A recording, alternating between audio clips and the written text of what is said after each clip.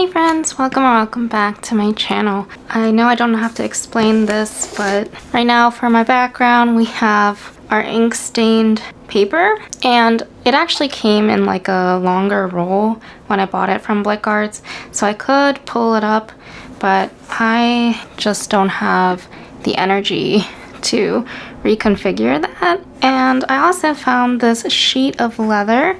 I bought it from Michael's, which is a craft store here in the US, and I bought it a little bit ago, sometime last year, and my original plan was to make a Traveler's Company notebook out of it. It's very thick. This is the undyed leather, and I never did, but I was using it as a, would it be like a desk pad or a writing pad while I was doing calligraphy.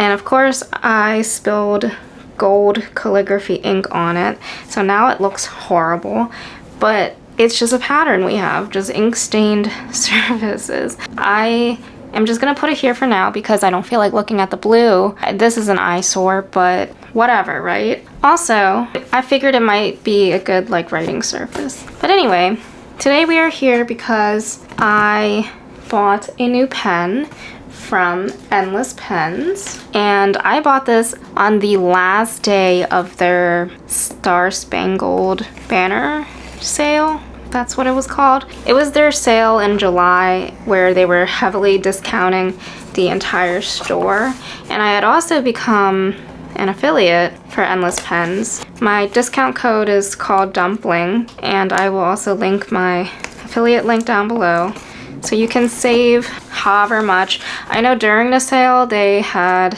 bumped the code up to 20%. I don't know what it is now, but yeah, if you use my code during checkout or you shop through my link, I get a very small commission, but it is still something that helps out this channel. I bought this obviously with my own money, and it is a pen that I waited all month because I had a little rant in one of my videos about how many pens I have that are uninked right now. Oh my gosh, why can't I open this? But because of that, I've been trying to not really buy new pens, and then something broke inside of me and I just bought like a whole bunch when August hit. But yeah, it was like August 3rd or 4th, which was the last day of the sale, when I bought this. So I waited and waited to see if it would sell out.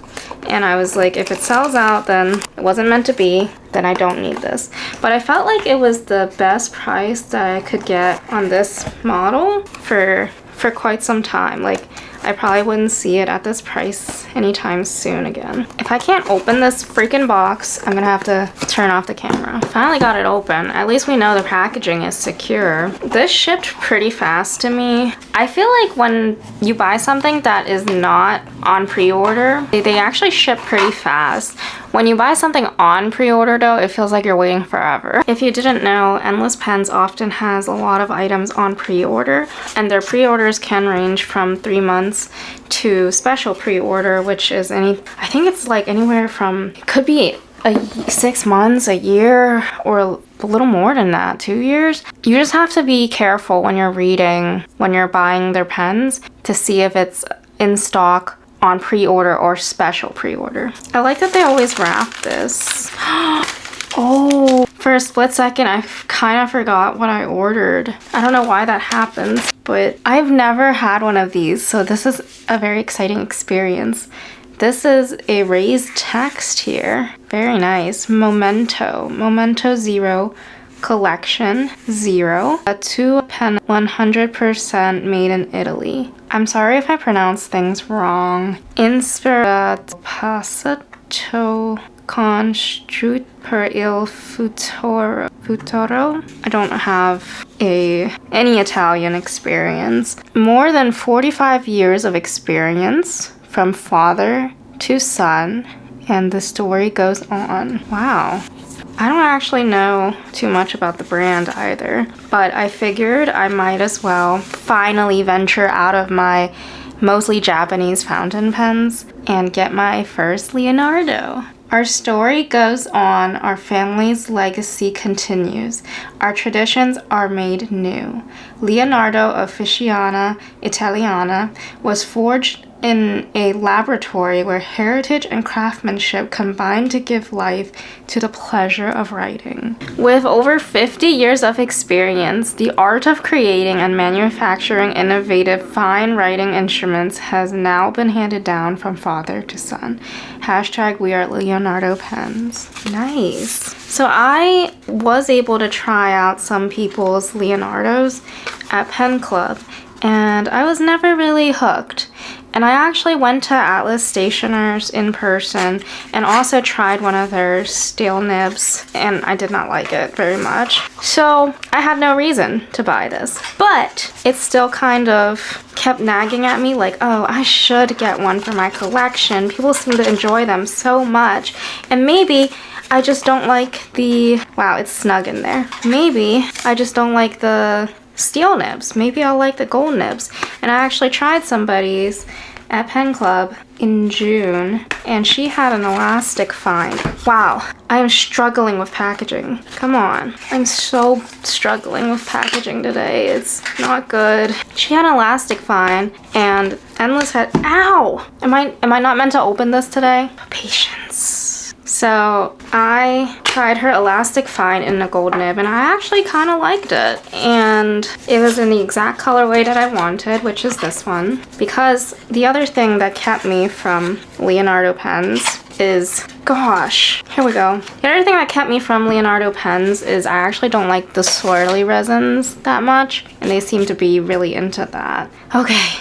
Here we go. Wow. Wow. Okay. International guarantee. Certificate of authenticity. There's stories about the dad who was the CEO, Salvatore Matrone, co-founder and only production manager of the storied brand Delta Artigiani della Scultura. Led the department for 36 years. Wow. I know there was history with Delta and Leonardo, but I'm not familiar with it. If you want and you know the story better, you can drop it in the comments. I'm happy to have someone explain it to me because, like I said, I've been mostly into Japanese pens up until this point. In addition to the warranty given by the Civil Code article, when used correctly, this instrument is lifetime warranted by Leonardo Officina Italiana against any defective part, given that you have not done stuff to it. Okay, what is this one? This is gold nib 14K. Oh my gosh, oh my gosh. There's nothing under here, right? No. I think it's a nice pillow. Oh my goodness. Oh wow. It's so pretty. Oh, I didn't know. Wait a minute. Did you guys? For some reason, I thought it was black with purple, but it's actually brown. Here, do you see the, what do you call that? Stripes? There's brown. And even in the engraving, you can see like brown in the letters, which kind of looks weird to me. It makes it look like you smeared clay dye on there or something. But okay, I got it in the silver trim instead of the rose gold, and I got it in the medium. This is the swirl. See, I prefer big swirls. If the resin has like those very swirly mixtures, the marbled kind, I'm not a huge fan of that. But this is nice. It's very lightweight so far. This kind of reminds me, so when I look at this pen, what is it called? I kind of know the, where did I put the box? It is called Momento Zero Nuvola Lilac in a 14 karat gold. And I think someone said it meant like clouds, purple clouds. But when I see this, I think of a purple cow. And I don't know what the story behind Purple Cow is. I think it has something to do with marketing. Let me look it up. According to the internet, the Nuvola Lilac is supposed to be inspired by the tranquility and elegance of clouds. But for me, I think of a purple cow. And the meaning behind that is a metaphor for something so remarkable and different that it stands out and captures attention. I'm often describing a product, a service, or an idea that is so exceptional it becomes inherently worthy talking about it and memorable. So, does anyone else see it? The purple cow? I call this the purple cow pen in my head. I'm sure at least somebody out there does, right? If you do, put it in the comments below, let me know. I don't really see clouds, but I really like it. I like that it's probably different from other people's pens. I would hope that the swirls are unique. So it comes with this little fancy pendant tag, and then we have a clip. It's a very thin clip, surprisingly thin, but it's got a good bounce to it. The tips come to a taper, which is very interesting. They come to a point, and it has 3 bands. 1, 2, 3. 3 silver bands, and that's interesting. Oh, weird. Why does it... What? Okay, so the thing that I'm surprised about is that the swirl is non-continuous. So it ends there, and then you would expect it to be there, but it breaks off and goes here. So did they twist the material? Like, when they put these bands on, why is it not lining up? And where does the rest of it go? That's weird. Huh. It's almost like 4 separate pieces. That's bizarre. Feels very light but well made. Nice. Has a twist. There's no inner cap, I don't believe. Can kind of see the machining inside the cap, which is not amazing. You probably can't see it, but I don't normally look in caps, so it doesn't really matter. What about the nib? Come on, focus please. All right, so on the nib, we have this almost kind of sun ray and then angel wings type of design. And it says Leonardo. I can't tell what else it says. Leonardo, Italy, 14 karat, 585. The nib looks a little smudgy to me, so I will definitely need to clean that. The feed looks okay. I wish my camera was better. I do like the resin, but I don't understand why it just ends abruptly. But I guess I can only complain so much. I don't think it twists open. Not gonna try. I believe it's a piston. Internal piston? Okay. Believe it or not, I've never actually opened one of these or watched a video. Because I've been so not interested, which is kind of, I don't know, ignorant on my end, I think. Is this normal? Did I break it? This is not an informative video, you guys. This is simply an unboxing. I think I should try to look it up before I make things worse. I thought that first this wouldn't screw off, but secondly, it would be nice if there was an ink window, but I vaguely remember there being like a piston, but I know some of them. You know what? I'm gonna stop and look it up. All right, you guys, I'm not gonna call myself stupid because I'm trying to not talk negatively to myself, but I do feel a little inexperienced and a little upset at myself for not researching into this pen more. The thing is, well, I tried the pen in person, so I knew I liked it, and I did watch a few videos. I ended up watching Ginger Peach's, I think that's her username, video, and I did watch it before, but I guess I wasn't paying attention because it is a cartridge converter, but I was trying to unscrew it incorrectly. It's an unscrew up here, and then this is the body that comes out, and then you actually unscrew the converter, and this body has a blind cap, which is why you can see the end of it come through when it's all attached. And I'm a little annoyed that also I would have tried to pull the converter out, like yank it out without knowing that it was a twist. But so it's kind of like that. You can see the converter from there, but you can't actually see how much ink is in there. So I guess it's an easy access way to fill ink if you wanted it to. You could unscrew here, although it does sound like the metal threads are kind of shaving this cap, or you could fill like this. I'm a little annoyed that they included this whole booklet and it does not have instructions on how to fill their pen. I always thought it was a little unnecessary when I would buy other brands and they would have a tutorial on how to fill almost every single one of their pen models. But now I understand. Now I'm frustrated that such an expensive pen and they don't tell you how to fill it. And I know that's kind of on me. I'm frustrated at myself too, but that should be standard to include something like that. So I'm already dinging a point off for that because I could have easily broken this pen. I didn't even know that the converter had to be unscrewed. I've never experienced that before. There's little threads on the converter. And I don't know why, but like every time I listen to Leonardo videos, not from the manufacturer, just in general, my brain kind of turns off. And I think it's because I never had a huge interest in the pens, but I'm trying to force myself to kind of expand to other brands. Anyways, that aside, let's try to ink this up and see what we can do.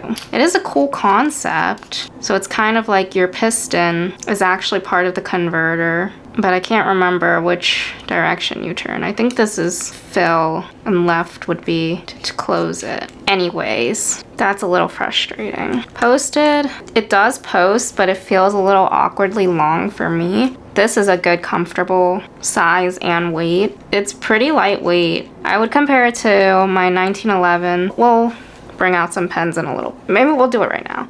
Here, this one was within reach, so it's a Pilot Custom 742. Hold on. We've got an Esterbrook SD, a Sailor Pro Gear, Platinum 3776, a Sailor 1911, and a TWSBI. I feel like these are all pretty much within the same range of pen comfort, but this is still somehow bigger, so it's actually very comfortable. So I understand why people like it, because there's enough barrel that it just sits very nicely in your hand. Actually, I can see myself getting another. Hopefully the nib is good. Lately, I've been enjoying these 1911 Ls because they're very comfortable in my hand and I don't feel like I have to grip harder to compensate for the width of the barrel, the thinness. This is a little thinner, the grip section, but this is very comfortable.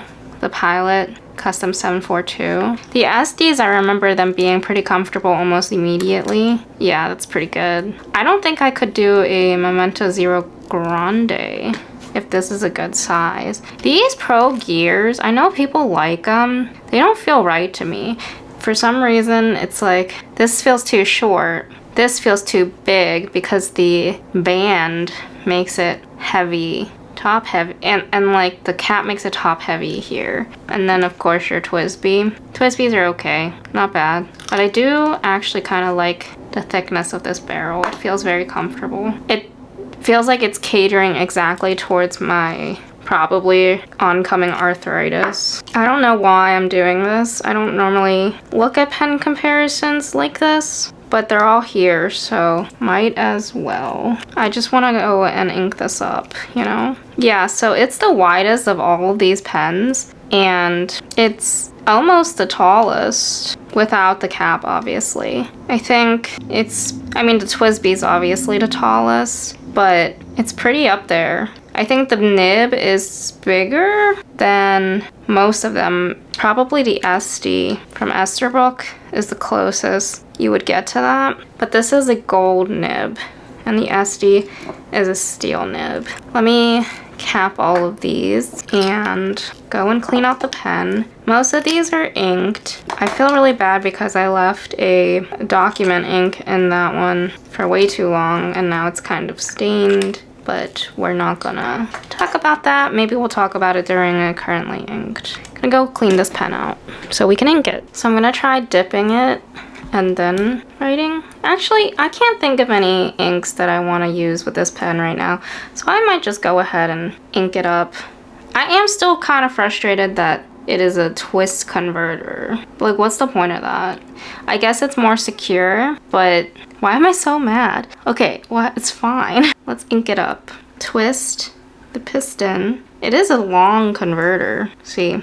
So I do kind of like that it's unique in that sense. And then the resin is very, very pretty. Let's see. From the official website, the Momento Zero Nuvola Lilac It comes in many different nibs sizes depending on where you buy it from. The curious phenomenon of clouds that change color depending on sunlight. So I guess that's what it's supposed to resemble. The way in which sunlight illuminates them makes clouds appear to us in different shades. At dawn and sunset, for example, they can appear pink, purple, lilac, or red due to how the sunlight spreads through the atmosphere. With its unique coloring and design that evokes Italian style, the Nuvola Lilac represents a perfect balance between aesthetics and functionality, perfect for both collectors and writing enthusiasts in general. This pen is a testament to Italian art and craftsmanship. As a filling system / cartridge. Okay. It didn't come with a cartridge. Okay, I filled it up. There's surprisingly little information that I can find quickly, at least, from websites because I guess nobody really sells this pen anymore. It was a 2024 edition. A lot of people sell the steel nibbed version, but not the gold nib version. Steel A said that it was an ABS feed. So I think that's just regular plastic. We're gonna wrap this video up soon because I'm getting a little frustrated, but a little bit at myself for not looking into this more, a little bit at Leonardo for not making it clear for the filling mechanism, and just, I don't know. Okay, I decided to use this, which is my Ars Studio notebook 2025 planner in a Dear Emmy leather cover. And this notebook and I have not been getting along this year, but since I finished off my first half of the year's Hobonichi blank notebook, I decided where I was using it for swatches and new ink day and new pen day, I decided I'd do it in the back of this notebook because there's these card folder sections and I'm pretty sure I'm never going to use them. So we're going to use my stickers from my Etsy shop, Two Sad Dumplings Co. I'm going to mark this up as a new pen day and hopefully all will go well. This is a August 12th, 25. I like it. I don't know if it's because of the Pilot ink, but you know what? At this point, if I get a new pen and all I can use in it is Pilot Iroshizuku ink, I'm kind of okay with that. I know some pens do start out finicky, but if there's an ink I can still use in it, I think I'm okay with it nowadays. So this is Leonardo. Oh, it kind of feels like that Elastic Fine. I was worried that since I tried the Pen Club Friends Elastic Fine nib, that even if I got the gold nib for this pen, it wouldn't be very bouncy. But I like it a lot so far. This is not the best paper to judge on, but it's pretty good. This is the Nuvola Lilac. Ooh, ooh, ooh, I like it. 1, 2, 3. Side strokes are good. It is rare nowadays for some reason when I'm unboxing a pen to get completely even up and down strokes along with side strokes. Yes! This is a medium. I'm trying not to press too hard, but how much line variation can I get? Oh, look at that. Zoom you in. So this is how much line variation I could get from pressing. Leonardo. My first Leonardo. Yay! The ink. Okay, I always get nervous that when I flexed it too hard, that it would hurt my nib. So now I'm a little wary. I don't know why I did that. The ink is Pilot Iroshizuku. I don't know why I've been writing in a mix of caps and lowercase lately, but that's where I'm at. And pretty good. Reverse, pretty much non-existent. Very thin. I like it. It's very smooth, but it has some feedback. Kind of like Sailor, but it could also be the paper because this paper is very rough and textured. I have a feeling if you like Sailor pens, you might actually like this because it's not like smushy like a Pilot gold nib is, but it is nice. 14 karat gold. It's almost in between a Sailor and a Pilot for the gold nib. This is if it was steel, it would be number 6 Yovo. I don't actually know what it is. If it's gold. Location, my desk. Very nice. Yeah, I like it a lot. And I think I like this ink being in it. I feel like this might be one of those pens that if there was a drier ink in here, I might not like it as much. But right now, with this ink combo, it is pretty spot on. Okay, well, that's all for now. I kind of wish it was a piston, like an internal piston, so that it would have more ink capacity, even though I don't really care for that because I do switch inks a lot. The only thing is that I think I walked into this thinking it was an internal piston built into the pen. Oh, and the other thing is the threads are kind of gross. They're not very polished and cleaned, but it's okay. It's fine. I know some people have issues with the plastic on the metal threading, and I could kind of see and hear why. But overall, I think I could see myself enjoying this pen for quite a while. And I'm really glad that for my first one, I went with a gold nib and decided to overpass the steel nibs just because a lot of people don't notice the difference. And I'm happy for you if that is where your heart lies. But for me, my hand can feel the difference. My wrists are very picky. When I'm writing, I can definitely feel the difference. I don't know. I call myself the gold nib snob nowadays. I still like my steel nibs, but it's definitely a lot of them kind of come and they feel like they need to be tuned or something. Whereas when I buy a gold nib one, it's usually the right amount of smushiness and easy gliding that I prefer. So I'm glad that Endlesspens was able to offer this at an affordable price. It was pretty expensive. With the sale, it was around $280. That's definitely in a higher range that I've spent for pens, but not the most expensive. But it's still really good. I personally am very happy with my purchase right now, minus the little hiccups for filming this video. But yeah, I definitely can see... Oh, ew. One thing I don't like is that when I look down at this and I see the Leonardo, it says 1814. There's a little engraving. When I looked down, I thought it was a smudge, right where that brown yellow part is. So that's kind of gross to me. But overall, I think I'm pretty happy. I've got my purple cow pen. The brown is starting to look like a caramel cream to me, and I like those candies. So it's still my purple cow pen, and I think I'm enjoying it. For the sake of my wallet, I hope I don't really need another Leonardo, especially since it sounds like I think I know myself and I would probably go for a gold nib. So hopefully I do like it. I think I'll just try to enjoy this one for now because I don't really want to be buying too many more pens. We say that, but who knows where those words will take me. The clip is a little lopsided. You probably can't tell, but it's leaning more towards the left than the right in this very small notch that they used. But yeah, I think I can see myself easily enjoying the weight and the girth of the barrel. I think maybe I should just weigh it really quick so that I have an understanding of where this is at and why I like it so much. So inked up, this pen is actually around 29 grams, maybe 30. The cap itself is 8 and the pen body is 21 and a half. So that makes sense because I think the sailors are around that. Oh, wait a minute.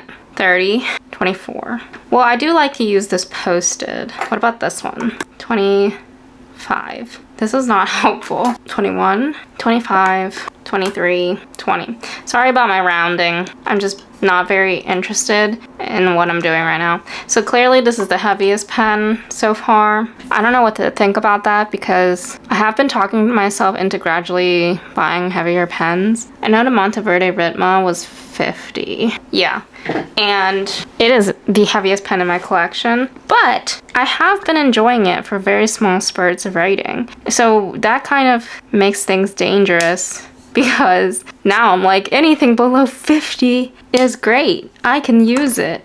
And I can. It's just maybe not for long form, but we'll see. Let me know in the comments below if you own a Leonardo and what model, because I'm still a little foggy on their model types. And which one do you think I should try? Or if I should just stop. I just pulled out my Hobonichi with the old Tomala River paper, the good stuff, just to mark down what pens I have inked, and it is amazing. August, what is today? 12? 2025. This is the Leonardo Momento Zero Nuvola Lilac. I think I'm really glad I got the Zero instead of the Zero Grande. In a medium nib with Pilot Hiroshi Zuku. It is so smooth, writes so wet. Pilot Hiroshi Zuku Murasaki Shiki Boo. And I realized I should probably do a little bit of a nib line comparison with some other pens, especially since it is a medium nib and not like a Japanese medium or anything like that I always have on my channel. So let's see if we could do that. So let's zoom in a little bit and we're gonna do nib comparisons. I wonder if other people are able to do very neat pen unboxings to show off, because I cannot. So we've got the Leonardo 14K medium in the Pilot. We've got a Lamy 2000. I think they're 14K also. Medium with a Graphon Faber-Castell ink. That's pretty close. I think the Lamy is still a little bit thicker. What else? This is the Esterbrook Esty in a steel nib, medium, with a Colorverse ink. It's actually thinner.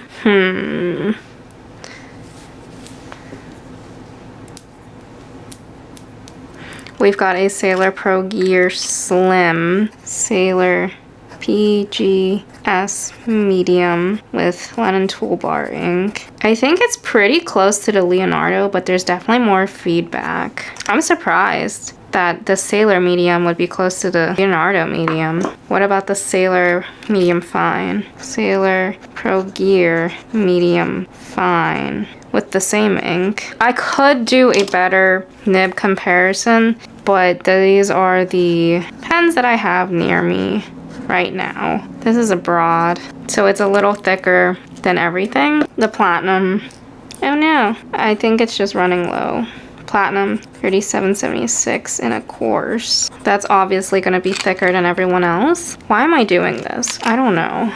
TWSBI Eco in a broad with Fila. And since we're here, we might as well do the Monteverde Ritma with the medium. I actually had to, this has wearing gold. I actually had to prime that nib, so it might not be accurate. Okay, so I think the closest to my Leonardo 14K is actually the Sailor Pro Gear Slim Medium, which is so weird because I thought Japanese nibs were finer, which they kind of are, especially when it's medium and below, or I guess mediums where it could fluctuate, because I know the broads are not as bad, but overall they still lean. Usually Japanese nibs lean thinner, finer than Western nibs. Alright, well I have a headache, so I gotta go. But I hope you guys enjoyed this video and you have a wonderful day. Bye!